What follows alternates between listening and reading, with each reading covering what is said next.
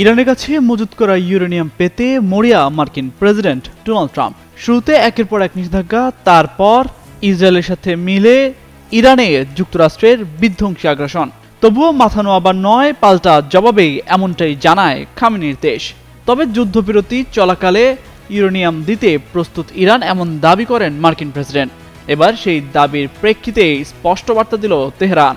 জবাবে রাষ্ট্রীয় গণমাধ্যমে দেশটির পররাষ্ট্র মন্ত্রণালয়ের মুখপাত্র ইসমাইল বাঘাই বলেছেন, এই সম্ভাবনা আদৌ বিবেচনা করা হচ্ছে না। আমাকে স্পষ্ট করতে হবে যে ইরানের সমৃদ্ধ ইউরেনিয়াম কোনোভাবেই কোথাও হস্তান্তর করা হবে না। বাংলাদেশের প্রথম 5D AI ইনভার্টার যুক্ত সর্বোচ্চ বিদ্যুৎ সাশ্রয়ী যমুনা এয়ার কন্ডিশনার। ইরানি ভূমি যেমন আমাদের কাছে গুরুত্বপূর্ণ ও পবিত্র, এই বিষয়টিও আমাদের কাছে ঠিক ততটাই গুরুত্বপূর্ণ। ইউরেনিয়াম হস্তান্তরের বিষয়টি তেহরান কখনোই বিবেচনায় করেনি। তবে ইউরেনিয়াম সমৃদ্ধকরণ স্থগিত রাখার বিষয়ে আলোচনার যে খবর বেরিয়েছে সেটির সমালোচনা করলেও তিনি সরাসরি এই সম্ভাবনা নাকচ করেননি। এর আগে ট্রাম্প বলেছিলেন, ইরান তাদের সমৃদ্ধ ইউরেনিয়াম হস্তান্তরের রাজি হয়েছে এবং সেটি যুক্তরাষ্ট্রে রপ্তানি করা যাবে।